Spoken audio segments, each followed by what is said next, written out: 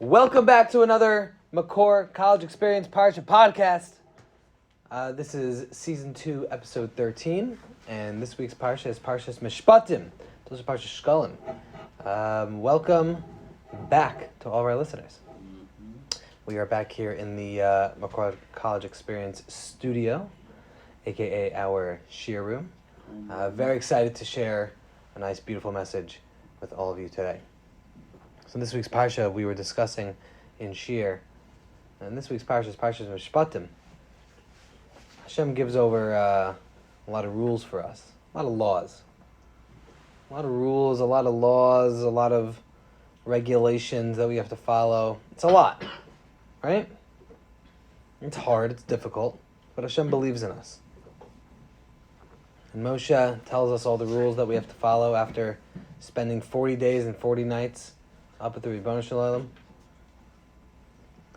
And Moshe gives us all the rules and he tells us everything that we have to follow. And he tells us a lot of things to do. But Hashem believes in us. Hashem knows that we can do it. I'm not one to call Hashem a liar, so chas v'shalom. So, if Hashem knows that we can do it, then we can do it. We said that sometimes we make mistakes, and sometimes we fall, and sometimes we don't get it right the first time, sometimes we don't get it right the second time, and even after getting it right, sometimes we get it wrong then, right after.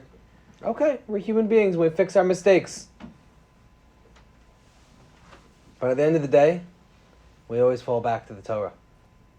Rav Aaron Lopiansky writes in his new Sefer Golden Apples, brought by our very own Shua.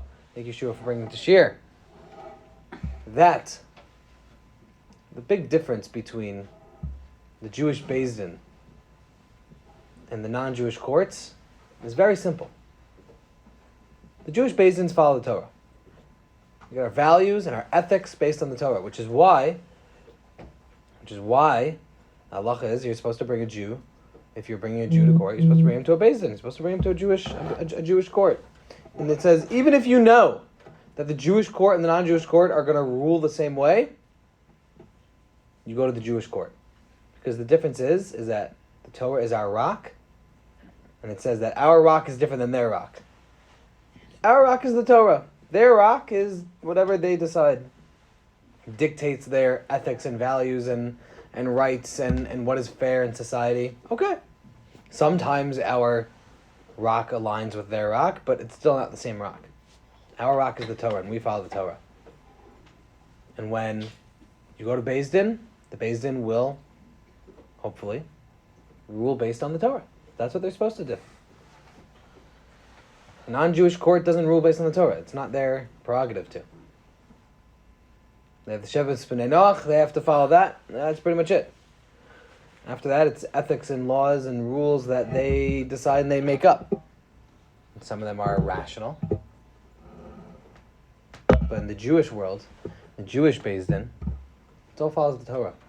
Rav Lopiansky writes that that's how we get through the murky and confusing areas of our lives. We follow the Torah. We get back to the basics. You don't know what to do? Get back to the basics. Look at the Torah. See what the Torah has to say. That's where we get our values. That's where we get our rules. Right? When we said that when we're told not to kill, it's not just a rule, don't kill. When we're told not to kill, it means that Hashem finds killing wrong. It is a wrong thing to do. It's not just incorrect. It is wrong. Stealing is wrong. The very fiber of the Jewish neshama has us feeling like stealing is wrong. We should be repulsed by stealing. There is something wrong about eating milk and meat together. Well, we might not understand that as much as we understand the rule against killing.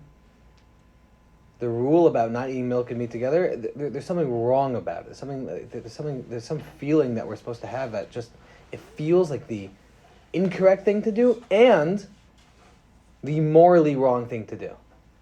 Why? We don't know we don't know all the answers. We can't go through every single rule and say why. There are such thing as a chok, which means an avera, that a rule that we just don't know the reasoning for. It's just something that we have to follow. Okay, there is a reasoning. We'll find out by Mashiach. But at the end of the day, when we don't know what to do, we follow the Torah. And with that, I'm going to call up Reb Zev. I got a couple questions for you, Reb Zev. Okay, excited. Reb Zev, our fearless leader. Reb Zev, when you don't know what to do, you follow the Torah. What does that mean to you? Because when I don't know whether or not to follow, if I don't know whether or not to turn left on Jewel Avenue, I don't look at Parshas. I don't look at Parshas Mishpatim. I look at ways. No. Probably some commentary on it. Somewhere in the Torah, we're gonna find whether or not I was supposed to make a left on Jewel. Yeah. The answer was, by the way, I was supposed to make a right. Totally made a wrong turn. Maybe I should have looked at Parshas Mishpatim. Okay. So, what does it mean to follow the Torah in every aspect of your life? I think it means that you have to think basically about what you're doing. It's not physically reading the Torah, but I think it's a few things. Number one is reading the Torah and all of its things that come that are branched off from the Torah, whether that's Gemara, Halacha, Rambam, any of that kind of stuff. That's number one, right? Reading all the texts that are related to the Torah come out from the Torah. Right, because the commentary really then opens up the rest of the rules to practical aspects of our lives, more practical aspects of our lives, and it helps us, deliver point A to point B. Point A being the Torah, point B, my actual realistic everyday actions, right? Mm-hmm. Yeah. That makes sense? Yes. Okay. I hear. So you have to think with the Torah mind.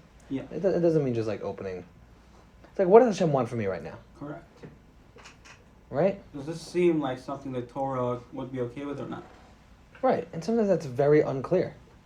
Right? Because we spoke about sometimes you're being put between a rock and a hard place. You're stuck between two situations that both look bad. Maybe they both have their pros and both have their cons. Famous story that Rav Judah mentioned last night by a Farbring, and he said that the story of a bunch of Talmidim that were on their way to a chasana, and they're on their way to a wedding, and they were stopping off in Brookline in Boston, and they were trying to get a mincha, but if they would have gone to the mincha, they'd be late for the chasna stish.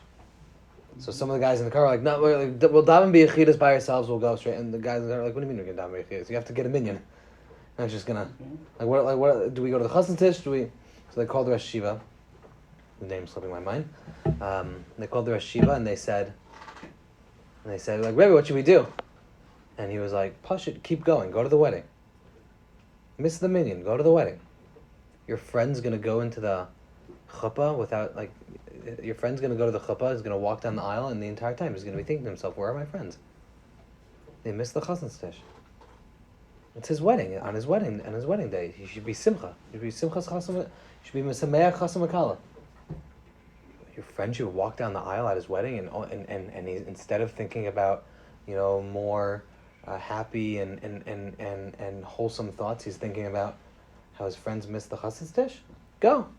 And Rav Judah said that one of the Talmidim said to the Rosh Yeshiva, "Rebbe, I'm 21 years old. I haven't missed a minyan since my bar mitzvah. I can't miss mincha. I can't miss mincha with a minyan." And as Rosh Yeshiva said, Yiddishkeit is not about streaks. It's not about the streak of how many minyan. Yeah, it's a nice thing. You haven't missed a mincha. That's great. You haven't missed a minyan. That's great. But what does Hashem want from you right now? Hashem wants you to keep up the streak. Hashem wants you to go take care of something that's more important. So there's another story of all all of the Rabbanim from Lakewood got together. They were talking about some inyanim in mental some issues that were going on in the community, some abuse that was going on in the community, and how to and how to deal with it, and at some point in the middle, all the Rabbanim looked at Rav Makil Cutler and they said, "Rav, by the way, like a bunch of us didn't daven Maariv. Like we should stop now for Maariv, or we should stop now for Mincha. We should stop now for Mincha."